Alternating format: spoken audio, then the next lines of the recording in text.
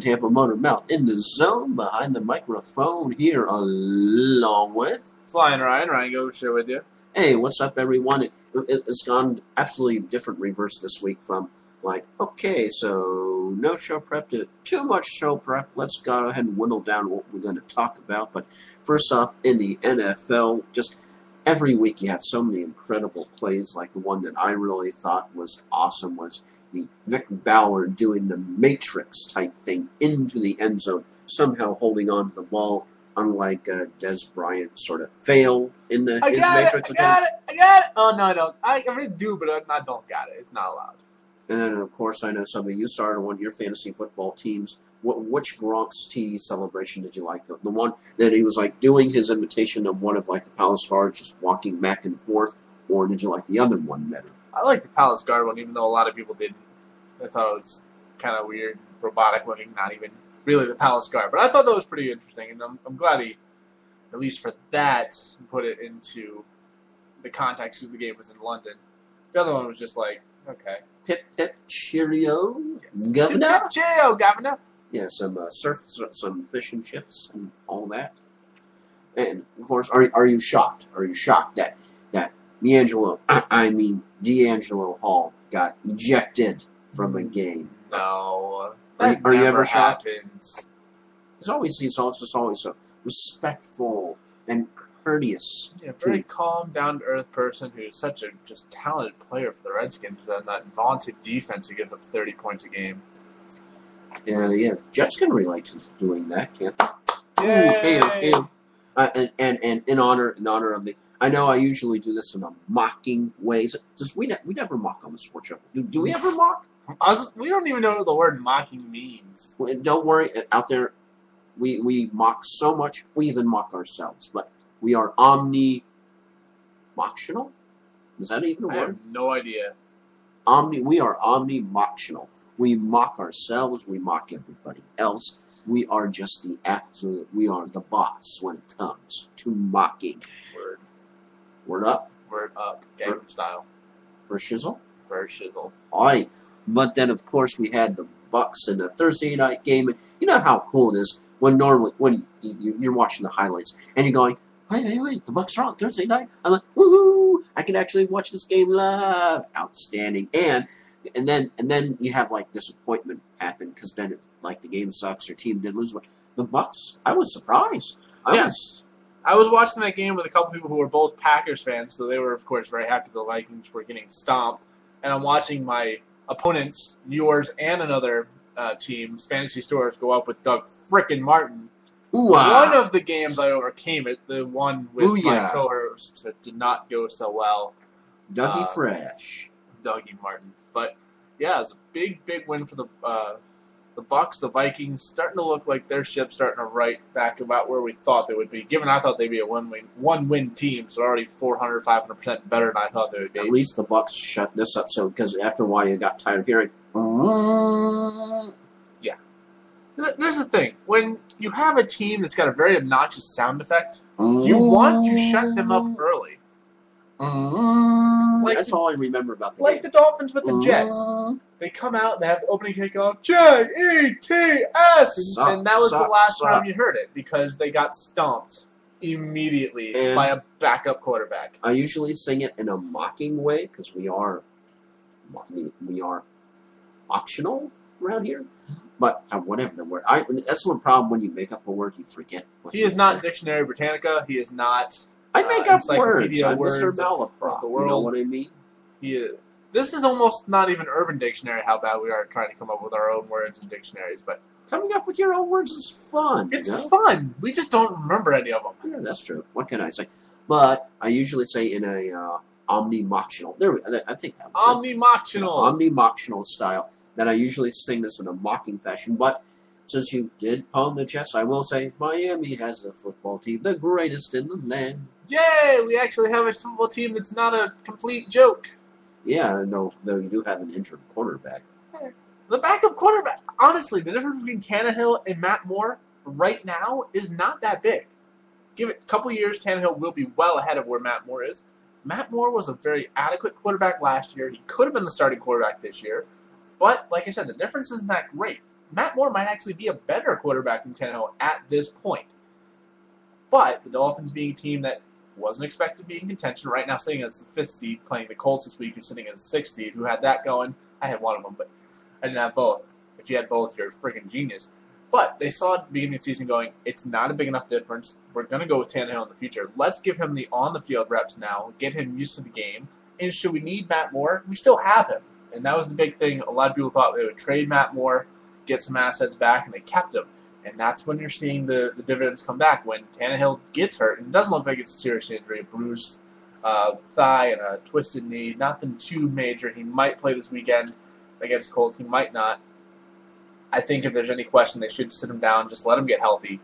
But at the same time, I don't think playing Matt Moore this week against the Colts, you're not playing the Patriots, who is a team you have to put up 30 points against to have a shot, or you're going to get blown out kind of thing. You can play the Colts and score 17 to 20 points and win the game most weeks. And now, given they have the whole Chuck Pagano thing, and he was back in some meetings, which is, of course, very, very good. We wish the best for anybody who's going through cancer treatment. We both had it affect our families, so amen on that one. So we definitely hope, in all seriousness, Chuck Pagano is good. But my friend, being a Packers fan, played them the week he got diagnosed. They come back and have this miraculous win. To do it for Chuck. I'm glad Chuck's going back to the meetings this week because they're playing Miami. Maybe they go back and they back off their little, let's do it for Chuck. They go, oh, he's back. Let's just go back to our way. I'm hoping. Flipping back to the Bucs game, since we usually like to flip out here on the Sports Shuffle anyway, were you very surprised when Allen and Penn got into it with the little kerfuffle that happened on the field, that there wasn't any ejections at all? No. I was kind of surprised.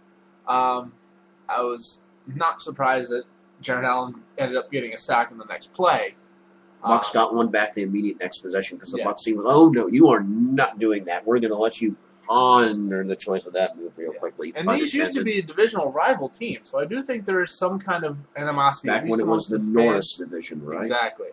So I do think there's still some animosity amongst these teams. It's not as bad as, Bears, Packers kind of thing. I hope they meet again, even if it's like in the first round of playoffs or something. Well, if both of these teams make the playoffs, I would venture to say that's as much of a shock as the Colts and the Dolphins making the playoffs. I do, because I think a lot of people are along the same lines. I know with our picks, we both picked each other's team to go 4-12, and we picked our own team to go 6-10. So neither one of us thought the Dolphins and the Bucs would be sitting at around 500 even, let alone in a playoff position as Miami is.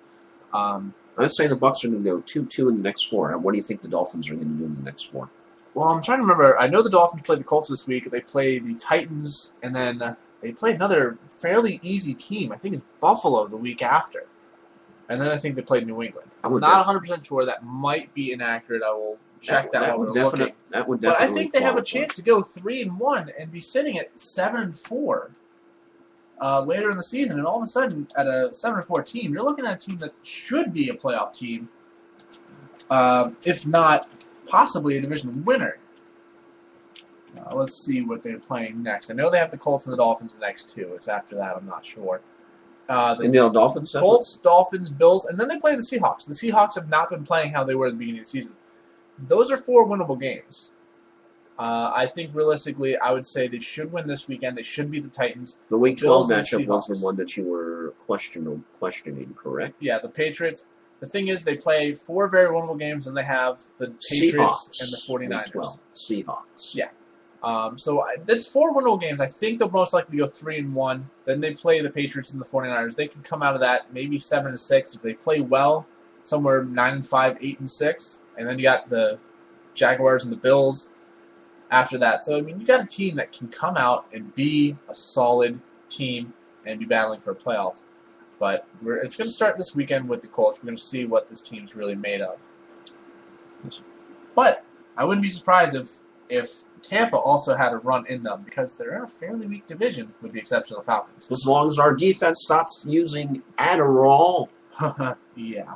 Because Aqib Talib suspended 4 games, and Eric Wright with the toe injury, and all of a sudden, about the time that he is under perhaps suspicion for Adderall, that would be Dana Carvey's church lady. Isn't that convenient? Yeah, just a little bit. And then, of course, Carl Nick's now gone for the entire season. So not quite a Baltimore Ravens type depleted, but getting close. It's getting there, but fortunately they're playing Oakland, who's pretty bad. So they should be okay this week. Is there anyone you think is actually picking Oakland to win that game and Pick'ems this week? I do. I know neither one of us probably are. Not quite to Pick'ems yet. We're going to do that for the video. We're going to do that in video. So video. Stay tuned. You'll actually see our faces, and we're sorry for that. But but you'll be able to actually see our faces, make our awful picks. And, What? I took a shower and I shaved today. I did not shave, but I'll do that tomorrow. I usually do that Thursdays because, well, what at work they're like, "Oh, you gotta shave. You gotta look professional." I'm like, why? I sell shoes. It's like it's not a big deal. That's because you have a lot of soul. Yes, a lot of soul. Hey-o. Anyways, now that we're completely off topic. When are we on topic? That's a good question. We should just stay off topic for the next 35 minutes. The only way we stay on topic is when we're off topic. Thus, that cancels out the on topic, and it's symmetrical. So, boom, there you go. It's a big circle. But now that we've kind of gone through the NFL, I guess we should actually do maybe part 3 now since we're on the NFL. The big surprises of this season. Calling an There audible. are a few. Yeah, this was going to be later, but I guess we'll do it now. Show an audible. We should just call it the Sports Audible because the shuffle is not random enough for what we do. Well, It really isn't. But shuffle audible or audible shuffle. Audible. And like the last part of That's not Party Rock Anthem. Every day we're shuffling in. Gangnam Style. Aye. That's all I'm saying. Aye. We've had this conversation. It's very odd. But if you look at call us maybe. Call us maybe. If we had a phone number, we would just not on Friday. Not on Friday. Oh, don't even start with Rebecca. We had a Rebecca Black call me maybe discussion. That was not a discussion. It was me pretty much bashing Rebecca Black and going to the side of call me maybe because there's at least some kind of catchiness to it. It's not just blah, blah, blah, blah, blah, blah, all random words I'm saying in a monotone voice and I can't sing for crap. Let me tell you about my cereal and walking downstairs and then getting in the car and not doing a damn thing. We should do a shuffle parody. We should, and I'm very disappointed that we haven't yet. I really am. But it's Wednesday, gotta get down on Wednesday, doing shuffle prep on Wednesday. All we have to keep saying is Wednesday, right? Wednesday. What are we going to talk about? Wednesday picks on Wednesday. What are we going to talk about on Wednesday? Gotta go to the bathroom before the show ends. Wednesday. My picks totally sucked on Wednesday. Your picks totally suck every day, though. I did have that 1 week where I was ahead of everybody. Yes, 1 week. But you're in like 7th or 10th. Well, I had at least one day, because I mean, it's like fantasy football for me this year is like totally sucks. I'm like the Kansas City Chiefs, combination Oakland Raiders, combination crossing over another sports Houston Astros type deal, thingy, feel, vibe going on. So that's what's going on with me. I mean, my fantasy is like in a different dimension. Oh, my fantasy is just to be a 500 team. I have one league where I'm not getting completely thrashed. I'm so proud. But, okay, so back on topic, which we're talking NFL surprises. NFL surprises. Okay. We've had a few, and we kind of touched on them a little bit this year. So, Joel, who would you say is probably the biggest surprise in the NFL? Good surprise or bad surprise? I would probably say biggest surprise and disappointment at the same time would easily have to be the Arizona Cardinals starting off 4 wins every once. Oh, they're like the Arizona Cardinals of old. It's like Kurt Warner is leading the team. And now, just in time for Halloween, John Skelton is the quarterback. Yo. And now they've gone back to coming down to earth. So, definite surprise, bad something, bad kind. Definite trick.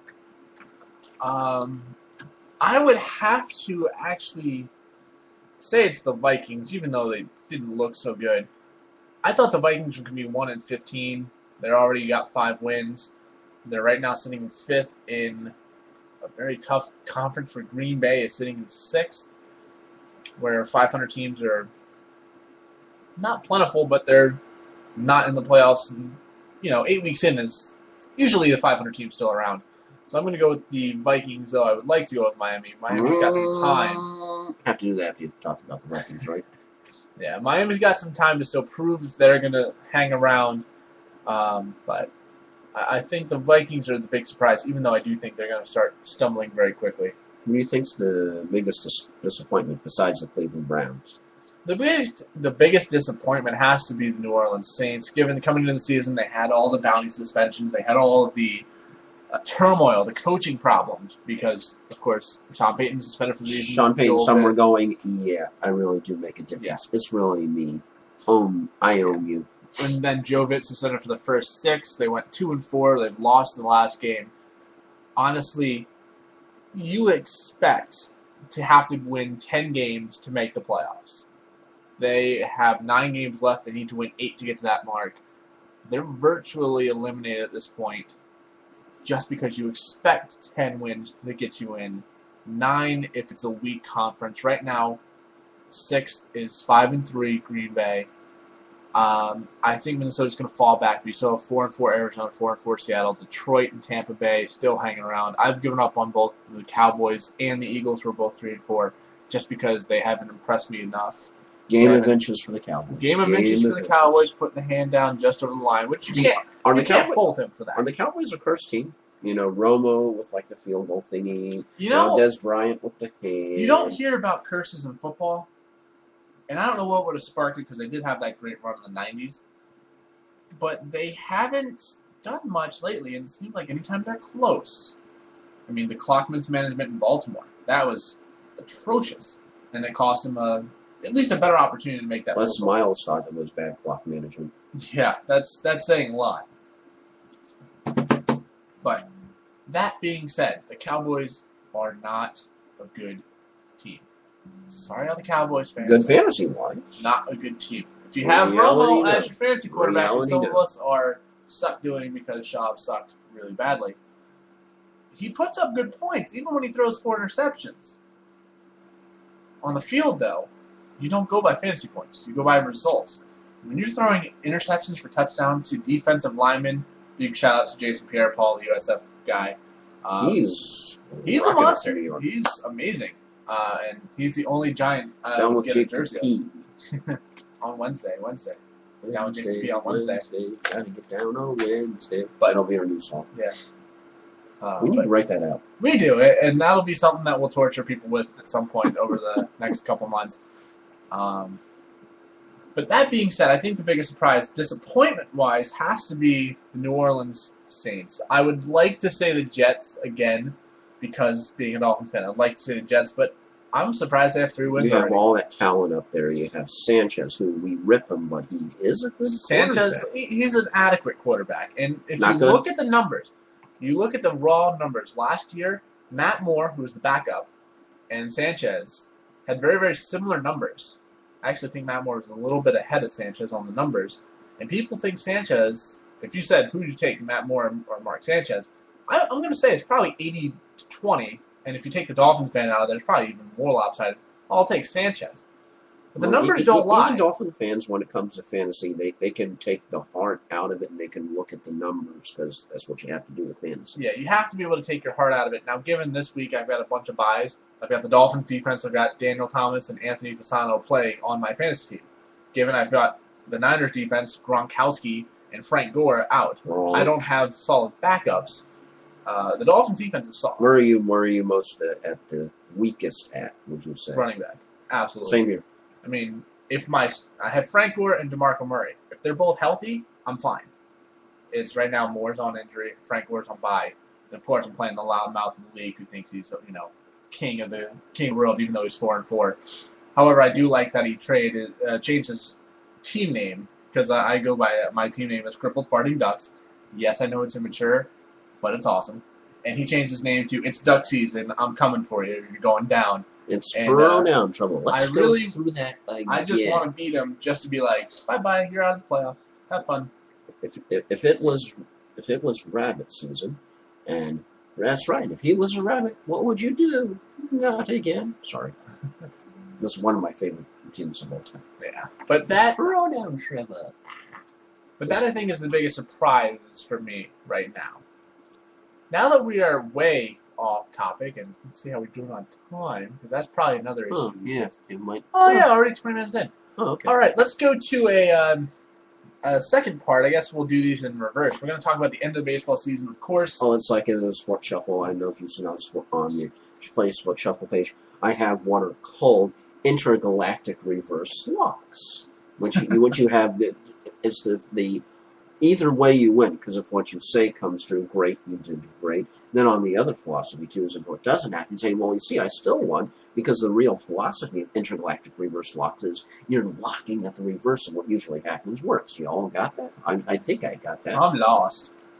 Is this about rain again? Is this about rain danger, danger, Will Robinson, danger. Austin Space, danger. But, of course, the baseball season ended, I don't know, about Sunday, I think it was. What a way to. I mean, it's like you're talking. I don't know how. I know that 4-0 sweeps in the World Series are common because I checked. I said, okay, how common? I'm like more common than you think. It can even happen 2 years in a row. But how common is it that you have an ALCS 4-0 Tigers sweep over the Yankees, and then you have that same team themselves with ironic symmetry get swept 4-0 out of the World Series? It is kind of nice to think that the Yankees got swept by the team they got swept. I really don't think the Yankees are... I'd venture to say the Yankees are probably the third best talent team in the AL East. I don't think they had the injury issues at the same time as the Rays and the Orioles did. Well, the one thing with the Yankees, because they could be hot and cold, but the Yankees, everything was about the home run. Yeah, and that's the thing. You saw how ice cold they got. Even in the first round against Baltimore, they weren't hitting all that well. If it wasn't for Raul Ibanez, who had to step in for the $29 million paid A-Fraud, or I call him A-Lob, A-L-O-B, or the Centaur, or one of the other names I'd like to call him is the Centaur. But, I mean, for A-Lob, you have Raul Ibanez come in with a pinch hit home run to tie up, then another walk-off home run to win. I mean, well, was that one in New York, or was that one in, I don't think that was a walk-off. I think they were in Baltimore, so that couldn't have been a walk-off. That was in New York. Oh, that was in New York. Okay, so it was a walk-off. And he comes in, and he basically shows up to $29 million. Somebody actually did a breakdown that A-Rod actually earns $54,000 every time he strikes out. Yeah. I wish I got $54,000 every time I failed at something. That's why I like to sign up. Well, originally I was signed up. I was talking, and I'm like to myself, okay, well, if you sign up for the Yankees strikeout plan, all you have to do is strike out once. But then you think about it, then you have taxes, so you really need to strike out twice. You get to the past $100,000. Then so you pay $50,000 taxes, and you still have $50,000 free. I don't know about you. I would be perfectly happy with $50K for this coming year. That'd be just be like, I'm set. Okay, I struck out once. Okay, what do I want to do for the rest of the year? Yeah, pretty much. I struck out, so I will. I think I'll take a nap. I got my money. I'm good. And then you'll figure out when you wake up after the nap or something. What do I want to do? Hey, maybe tomorrow I'll go strike out a couple more times and make $50,000. That sounds good. But in all seriousness, just like, I mean, we've seen the Rays end up getting cold streaks, and even the Rays' cold streak was just, oh man, you guys cannot hit. And then the question you had to wonder, how much would the rust affect the Tigers of winning that quickly? And then you had the Cardinals. Absolutely, they were due for a collapse anyway. You had the Cardinals collapse. So then here comes the Giants back. So then the Giants end up winning. Bye-bye Cardinals. Cardinals fans, woo-hoo, yeah, okay, you guys already have World Series anyway. Shut up. And so then here come the Tigers, and then the Tigers just swing and a miss. Yeah, bad week for St. Louis, really. Oof. Cardinals get knocked out. No NHL season, so the hockey fans there are, suffering, and we're not even going to talk about that because it's embarrassing to the world of sports. And then the Rams lose a home game, go to London, and get shellacked by the Patriots 45-7. What is the Patriots' record? Because I remember there's one time that the Buccaneers got ripped. It was bad. It was like 40 or 50 points that the Patriots absolutely carved up the Buccaneers in London. The Patriots are like invincible in London. Oh, yeah. It's weird that the Patriots are better in England. Just, the whole historical reference. The Patriots were the ones that actually kind of threw out the English back in the day, so... a little bit of historical irony there. Irony. Irony. That's the word. That means iron. Irony. And heavenly live together in perfect. No, wait, that's not how that song goes. Right, never mind. But that being said, the baseball season did end with the Giants sweeping the Tigers. The Tigers basically not showing up, had one lead in the entire series. Delman Young, who was like clutch before, and just in the other two series, just nothing in the World Series. Just, I mean, he did have the one home run that tied the game up, but ultimately the Tigers choked. That's right. I forgot. He did have the one where it tied it up. And then they were like 3-3, but just couldn't get anything more out of that. And it was, I guess, pretty anticlimactic. I mean, it was here and gone before you knew it. You blinked. It's like everyone Monday's like, all right, we're ready for like Game 5, and what do you mean it's already over? It's decide the championship of baseball. It's done in 4 games. Especially the way that the first rounds were, the divisional series. They all went 5. They were all competitive. I mean, we saw the Cardinals' big comeback on the Nationals in the first round in Game 5 to win the series. Farthest infield fly ever. Yeah, and even the play-in games, essentially, with the Braves, Cardinals, and the Rangers. Rangers choking, and oops, Josh Hampton, routine fly. Not so routine. Nope. Yeah. Choking. But they're already starting with the free agent talk. I know the Rays have picked up the options on Shields, Molina, and they've declined on Nick Scott. That's interesting. They need to decline on Carlos Pena if they have an option. If not, just say goodbye and get lost. Who do you think was worse with Pena? Pena? I don't even need another option. This Pena? Yeah. What was the other option? I was going to say A-Rod in the playoffs. Pena. Because you know what? A-Rod in the playoffs did awful, but there was still a sense that he could snap out of it. Pena's just a 210, 220 hitter. Pena is a power guy. I know he's got to be like the nicest guy in the entire world, but that was he had like the Grand Slam opening game. Then one of the games, I believe, if my memory goes, against the Angels when the Rays came back, and he was an integral part of that. But other than just like brilliant flash. Yes, you too can have your own internet radio show. Just tell me. But he just, other than a brilliant flash here and there, that's what I was trying to say. That's not all, folks. So, other than brilliant flash here and there, he really was just. I mean, you knew Carlos Pena got up. I'm about the only people that were worse than some of the experiments, like Hideki Matsui, that the Rays brought in. Matsui, that would be a tough question if you were a manager. Okay, who do you put in the lineup tonight, Matsui or Pena? Hey, how about this? We put all the ticket sales into a hat, and we just draw a name. That person's our starting first baseman. They'll probably do better. That's what I'm thinking. But and then the name that was given to Matsui on Twitter and probably could have been passed over to Pena was a designated last out. Designated last out because you're really bad. Yeah, that are pretty bad. So, and they picked up the option on Rodney also. That was the other big one that came out today. Hang on, we have to go. Bow and arrow. Bow and arrow. Now, that being said, I think that's a good one because, what was he, a .60 ERA, 40-something saves. Oh, absolutely sick. I mean, just one thing that I really hope never comes out is that he had some kind of assistance. I really hope that's the one thing that doesn't come out. No, I don't think he will. And I don't know. Especially with like Joel Peralta and the whole Pine Tar thing, even though Davey Johnson, I was so happy when the Nats got out of the playoffs. I was so happy. Yeah, for that I was happy. It's like, okay, thank you. Yeah. Oh, yeah, we're breaking stuff on set. Okay. Anywho. Dangling. All crazy all the time, right? Oh, we are. But it's too early to look forward to next season, I assume, because we don't even know where everybody's going to be. Rafael Soriano's not going to be in New York because he has opted out of his contract. So I have to. Oh, well, my shirt's already untucked. But I do think it'd be interesting if you had Soriano and then Rodney. Ooh. That would be a deadly back two. You have the setup and the closer, and if one's having a bad couple weeks, you can switch them for a little while, see if that works better, because they're both closers.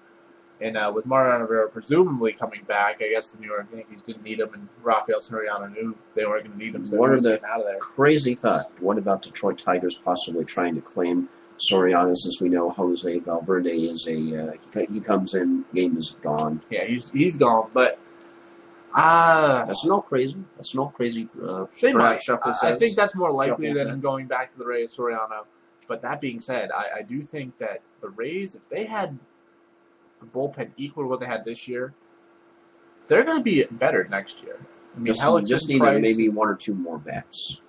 Yeah, they need a couple bats, but that pitching staff is only going to get better with Matt Moore, Price, and Hellickson both being and Hellickson won a Gold Glove. Hellickson getting a Gold Glove. Along with Jake Peavy, I believe. I think somebody said Elliot Johnson won a Lead Glove. Probably, yeah, a little more disappointing, but it should be a good year coming up for the Rays. Hopefully, I do think the Yankees are going to take a big step back. Boston's already given up for the next 7 years with that big trade, dumping the salary. What about all that, the whole Bobby Valentine, the best benefits package in all the sports? He gets the team to last place, still gets $2.5 million anyway. And then you have John Farrell, who's a former pitching coach from the Blue Jays, being hired by the Red Sox. What? Yeah, they traded managers. I don't know why they would do that. I mean, I guess it's not that uncommon. Yeah, it's just not something you don't normally hear about. I mean, you figure you could trade everything else. You can trade ball boys. You can trade equipment managers. I guess we just don't usually hear about anybody being traded other than players. Yeah, exactly. Trading general manager and an owner. That would be interesting. I traded myself. See ya. I'm gone. But getting back on topic from off topic, which means we're really off topic as opposed to on topic. You got that? No. But with the Rays, who do you see are any of the starting pitchers traded next year? No. Because it's Price. You think Price gets this? Yeah, because Price. Yeah, Price, Shields, Hellickson, Moore.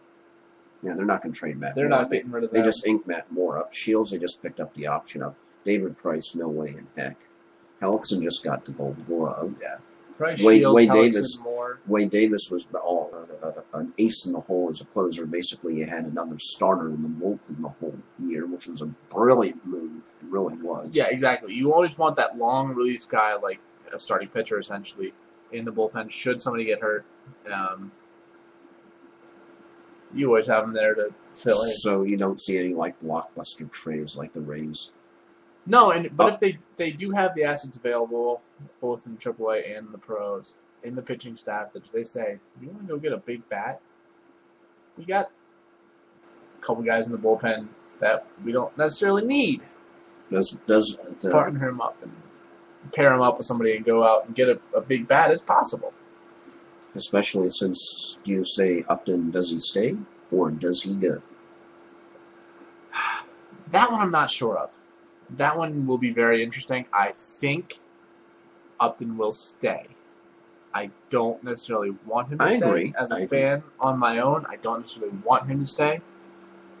I do think he will stay, though. I don't know who's going to pick him up. I do know he's a free agent. I don't think B.J. Upton's going to... I fully think if it's not up to the team and he goes, oh, if you want to come back, you can come back. He's going to say, oh, that's free agency. I just don't think it's going to be a good taker on the other end. It's not going to be Boston or New York or L.A. or a big market team. Oh, yeah, the Indians want you. Thanks. Why do I want to go to Cleveland? LeBron's already showed us that we don't want to be there. But like, go Heat. We don't agree with that. Defeat the Heat. Defeat the Heat. Down with the Heat. 1-0. But the Lakers are already probably okay. Season's over. We lost. Season's over. Jump off the bridge. We lost. But I'm an Orlando Magic fan, but they really don't have anything to root for this year.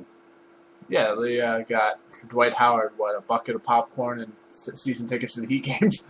Maybe they didn't get anything worthwhile back. Yeah, I know. Just like so. Yeah, that's pretty much basketball. But with baseball, I know. That's anything else that's. Well, as we're still talking about baseball, we got about 10 minutes left here, and then we got to do the video portion. So we are sorry for that. Oh wow. We have 6 plus 767YH space Okay, H8. what is that code for? I dropped the keyboard and I guess we typed it. Oh, okay. So we're gonna talk about. Is that like when you have your phone in your back pocket and you butt tweet? I think I'm gonna make a Twitter page called Joel's Butt, just to see the kind of crap I can spew. But Okay. anyways, but let's not say we did. yes, we're going to talk about, and this is not about the Sandy hurricane situation, the failings in New York. We're going to talk Jets, Yankees, Oof. not about Hurricane Sandy, because that is a failing on a different level. It is an actual catastrophic event. Yeah, I'm sure you've seen like pictures and. Yeah, and don't get me wrong, I'm a hurricane geek. I like to see what happens when hurricanes interact with land, but you never like to hear about 8-year-old kids getting hit by trees, as what happened in Pennsylvania. I actually was watching the Weather Channel live when this happened, and like they got a message saying that an 8-year-old boy at 12:30 in the morning was hit by a fallen tree outside.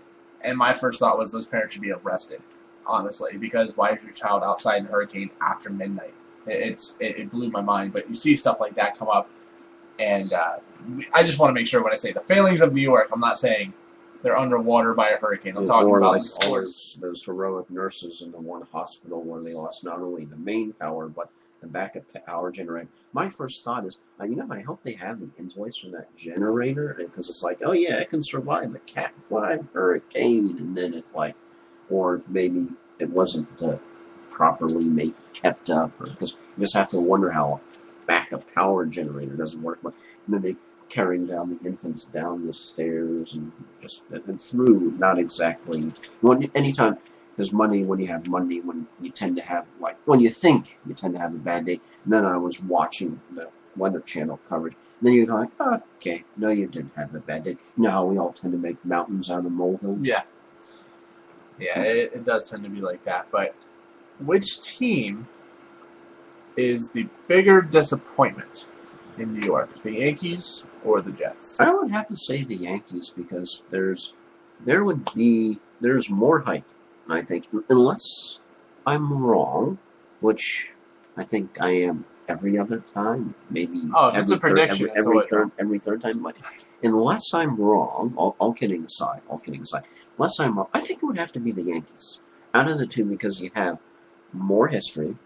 I think out of both teams, one of the reasons why, when you're a fan, whether a Tampa fan or another team fan, the one thing that you can see on the internet is everyone can get together and get united over not liking the Yankees and rooting for the Yankees, because all of a sudden you got to the World Series. I was like, yeah, all right, beat the Yankees out. I'm like, the Yankees are out, so I had to come up with a fantasy jelly bean challenge, because I really wasn't at all interested in the World Series. I was like, the Yankees are out. I'm like, okay, San Francisco. Detroit. And I guess they're the AL representative, but that doesn't always necessarily mean you want to root for them. And with the Yankees out, it was just, they're the biggest disappointment out of the two, because all the money, all the history, all the hype. You have A-Rod, who's, I think my number one reason why I hate the Yankees the most is A-Rod. They're $29 million. You have this alleged story of Ian having a ball boy take a baseball to have two women that apparently he was flirting with. That to me is a hero move, though. I mean, I'm going to say this, and there's going to be a pun. I don't have the balls for that. I don't. Literally, I don't have a baseball or a ball boy that can go do that. But I don't even have the intestinal fortitude to tell one of my friends, hey, go do that for me. That's a hero move, because you have to have such cojones to do that.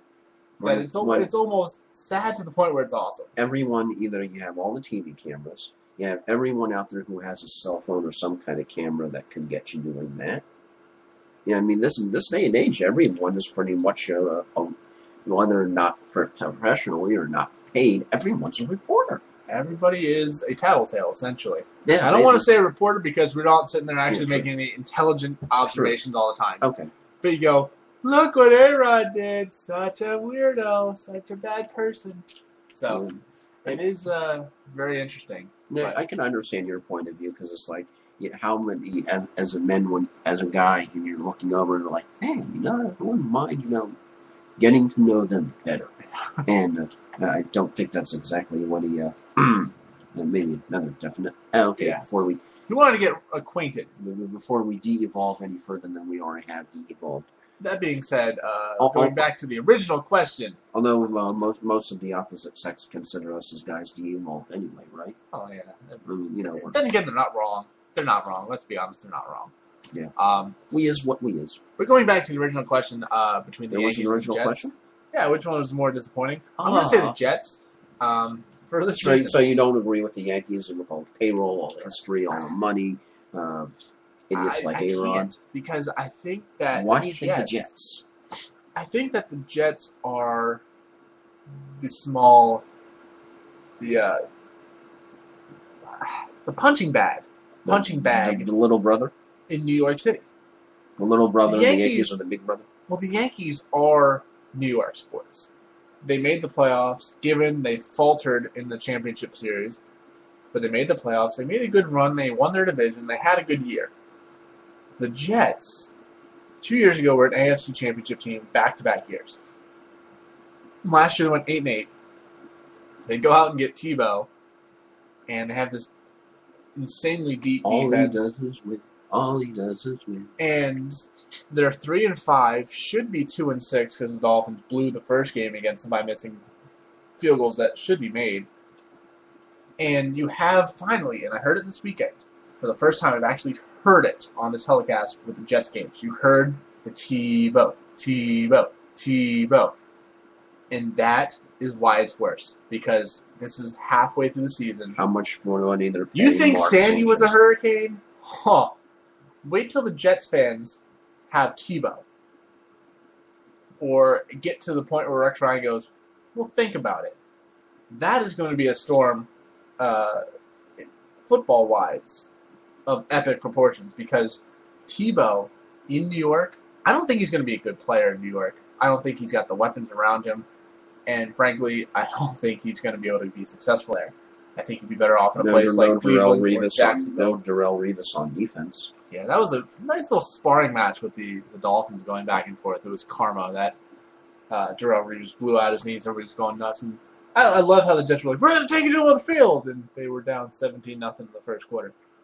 But I think the Jets, because, and again, you're losing to your divisional rivals in these ways. Like, they play one of their best games all year and lose to the Patriots. They play one of their worst games all year and get stomped by Miami. Now, I think some people are coming around to the fact that Miami has a good team. They're a solid team. Maybe not a playoff team. Probably not a division winner team. They're a good team. They're not a punching bag. They're not a punching bag. But at the same time, the Dolphins have been bad for about a decade now. When you're getting throttled 30-9 by a backup quarterback from the Miami Dolphins at home, Jets fans can't take anymore? The Jets fans can't take anymore. And I think Rex Ryan will be gone after this year if they don't get to at least 500. I think Mark Sanchez will be gone. Silenced. He either will be gone or he will be replaced by Tim Tebow this year. And I wouldn't be surprised to see the GM gone because this is his project, this is his camp, and it's not looking good there. And I hate to agree with... Wondering if he's going, maybe we should have gotten that Peyton fellow instead. There's two, if you watch ESPN's First Take, it's Stephen A. Smith and Skip Bayless. And for the first time, I actually agree with both of them on this because Stephen A. said... Hold. Breaking. Hold on. Say that again. You actually agree with with Skip Bayless. I do. Yes, I agree with Stephen A. Smith as because much as he do not like Skip Bayless. Yes. I don't agree with him. I think he's kind of an idiot. But on some of his points, I think he's finally got it right on Tebow. This team is going nowhere with Sanchez. And Stephen A. Smith's point of view is it's not only going to cost Rex Ryan his job, it's probably going to cost the GM his job, and it should. He's putting these guys together. He's not expecting it. And the owner, I think it's Buddy Johnson is his name. Not 100% sure on that. Should just go up to both of them and say, I'm not happy. If I'm not happy at Thanksgiving, you guys won't be having a happy Thanksgiving. So their hot seat is sizzling like the inner part of the sun. I would venture to say Andy Reid is on a cooler seat than Rex Ryan and the GM for the Jets. Oof. Yeah, because Vick was almost pulled and Foles made the quarterback, but not this week. Vick is I think that's in the. I was this close to picking up Nick Foles in the league, and I'm going, yeah, maybe not. All right, but we only have a few seconds left on the audio cast, so we're going to real quick get out of here for the Tampa One about Joel Verlin. I'm Flying Ryan Gokers here with you. We will be doing our picks via video, and we'll find a way to put those up so you guys can all see them. But we gone.